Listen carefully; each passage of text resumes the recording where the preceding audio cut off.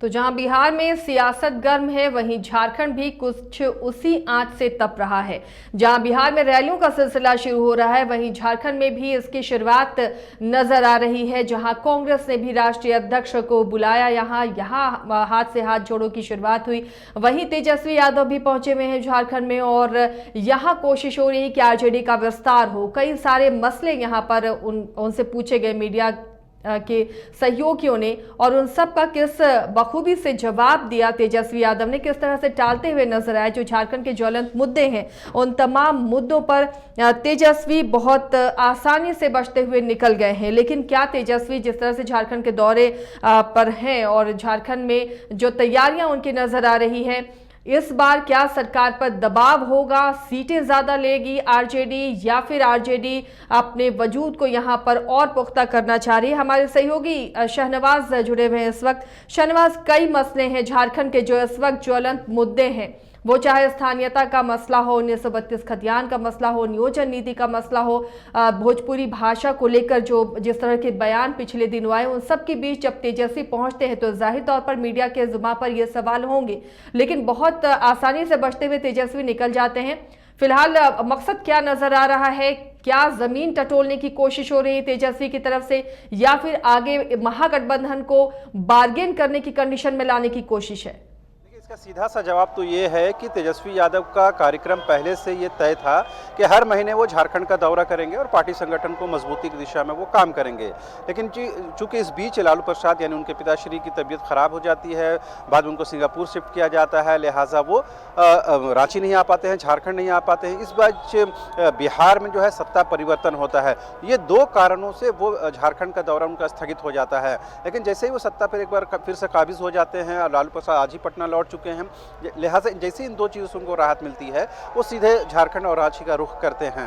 तो लिहाजा ये पहले से कार्यक्रम था, लेकिन कुछ दिनों के लिए इसे होल्ड पर रखा गया था। जैसा कि तेजस्वी यादव ने कहा, और हमें ये पता है कि पहले से उनका कार्यक्रम ये पहले से तय रहता था। बहरहाल अब जब चूंकि तेजस्वी यादव आए हैं तो उन्होंने पत्रकारों के हर उन सवालों का जवाब दिया है जो उनके लिए अनकंफर्टेबल हो सकता था। सबसे खास और अहम बात यह कि 1932 के खतियान के आधार पर झारखंड सरकार आगे बढ़ती हुई नजर आ रही है। ये दीगर बात है कि वो जो विधेयक है वो राजभवन से लौटा दिया गया है, लेकिन सरकार की ओर से ये बार बार कहा जा रहा है कि हम इसे हर हाल में लागू करेंगे। इस सवाल को लेकर के जब पत्रकारों ने तेजस्वी यादव से प्रश्न किए, उन्होंने इस पर अनभिज्ञता जाहिर की और उन्होंने कहा उन्हें इस बारे में बहुत ज़्यादा जानकारी नहीं है, लिहाजा वो अपने पार्टी नेताओं से इस सिलसिले में बात करेंगे। इसके अलावा न सिर्फ झारखंड की राजनीति पर बल्कि बिहार की राजनीति पर और देश की राजनीति पर उन्होंने खुलकर बातें कहीं, उस पर बाद में चर्चा करते हैं। लेकिन बात अहम यह है कि सीधे मुख्यमंत्री से मुलाकात, यानी सीधे एयरपोर्ट से वो अपने होटल में नहीं जाते हैं, अपने पार्टी दफ्तर में नहीं जाते हैं, सीधे मुख्यमंत्री हेमंत सोरेन से मुलाकात करने जाते हैं। एक कॉर्डियल माहौल में बातचीत होती है और तमाम उनके जो पार्टी नेता हैं वो भी पहुँचते हैं और कहीं ना कहीं करीबन 10-15 मिनट तक ये कह सकते हैं कि बातचीत होती है और एक अच्छे माहौल में बातचीत होने के बाद वहाँ से वो विदा हो जाते हैं। तो ये कहीं ना कहीं संकेत देने की कोशिश है कि महागठबंधन में जिस तरह से राजद शामिल है वो 2024 में भी कंटिन्यू रहेगा। जहाँ तक आप ये कह रही थी कि सीटों को लेकर के जो है कि उस पर बढ़ोतरी की गुंजाइश रहती है, ये सवाल ज़रूर तेजस्वी यादव से पूछा गया था। तो उन्होंने ये कहा कि देखिए आमतौर पर तमाम दलों की ये कोशिश होती है, मंशा होती है कि वो मैक्सिमम सीटों पर कहीं ना कहीं फाइट करे और चुनाव जीते। लेकिन ये अलग बात है, प्रैक्टिकल तौर पर अगर ये सोचा जाए तो राजद की ये मान्यता रही है कि जिस सीट पर, जिस विधानसभा क्षेत्र पर या जिस लोकसभा क्षेत्र में जिस पार्टी विशेष की मजबूती है, वहाँ पर उसकी पकड़ है, उससे वहाँ पर दावेदारी मिलनी चाहिए, वहाँ पर उसको टिकट मिलना चाहिए। तो ये कहीं ना कहीं साफ है कि पार्टी अपने तौर पर ऐसा नहीं करेगी कि मैक्सिमम से मैक्सिमम सीटों की डिमांड करेगी। क्योंकि आपको याद होगा कि 2019 के विधानसभा चुनाव में पार्टी को बहुत मुश्किल से 7 सीटें महागठबंधन के तहत मिलती हैं, क्योंकि 15 सीटों की डिमांड होती है और गठबंधन टूटने की भी नौबत आ जाती है। इस बीच लालू प्रसाद इंटरफेरेंस करते हैं, क्योंकि उन दिनों लालू प्रसाद रांची में ही इलाजरत रहते हैं। वो चारा घोटाले मामले की सुनवाई चल रही होती है और रिम्स में वो हॉस्पिटलाइज होते हैं। लिहाजा उनकी मौजूदगी में कहीं न कहीं एक बीच का माहौल निकाला जाता है और बनाने की कोशिश की जाती है और 15 सीटों को घटाकर 7 सीटों पर चुनाव लड़ता है राजद, जिसमें उसमें 6 सीटों पर उसे हार का सामना करना पड़ता है और एकमात्र सीट जो चतरा से सत्यानंद भोक्ता है वो जीत जाते हैं। तो पार्टी को पता है कि अगर हम मैक्सिमम सीटों की डिमांड करेंगे तो आज के दिन में राजद का कोई बहुत संगठन मजबूत नहीं है।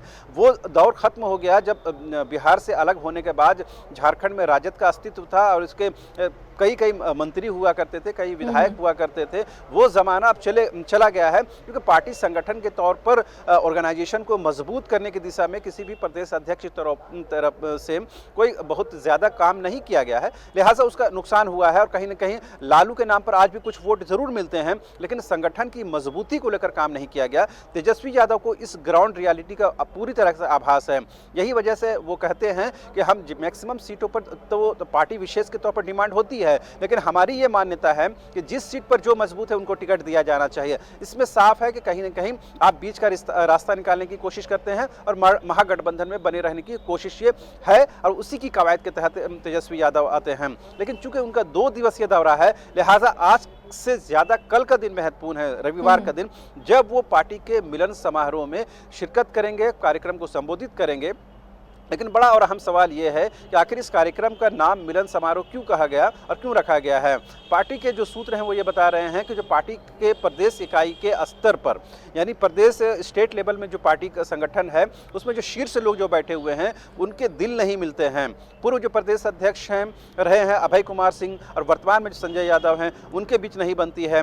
पार्टी के जो और प्रधान महासचिव हैं और दूसरे जो बड़े पदाधिकारी रहे हैं उन लोगों के बीच साठगांठ नहीं रही है, उन लोगों के बीच एक मंच पर आने की कोशिश नहीं हुई है। लिहाजा इसका संगठन पर कहीं न कहीं नुकसान हुआ है। तो इस मिलन समारोह के बहाने तेजस्वी यादव उन तमाम नेताओं को, अपने पूर्व नेताओं को और वर्तमान नेताओं को एक मंच पर ला करके एक इकट्ठे खड़ा करने की कोशिश कर रहे हैं और ये बताने की कोशिश कर रहे हैं कि 2024 के चुनाव से पहले हमारे जो अंदर की खामियां हैं, जो लापरवाहियां हैं, उसे दूर कर लिया जाए, ताकि जब महागठबंधन एक फॉर्म करेगा फिर से नए सिरे से, तो हम मैक्सिमम सीटों की डिमांड कर सकते हैं। लेकिन आज के दिन राजद उस स्थिति में नहीं है कि मैक्सिमम सीटों की डिमांड कर सके। जी चलिए, इधर शहनवाज। वेलकम टू चाचा मामा दंगल। हास्य अदाकार संजय मिश्रा से गुजारिश है कि वह अखाड़े में कूदे और फुलटूस को ट्रॉफी से नवाजे। लगता है समाधि ले ली। अरे बुला रहे हैं। अरे बोल रहे हैं कि बुला लो। टॉप टेक सीमेंट, जो जोड़े तो छोड़े नहीं, मजबूती ही हमारी पहचान।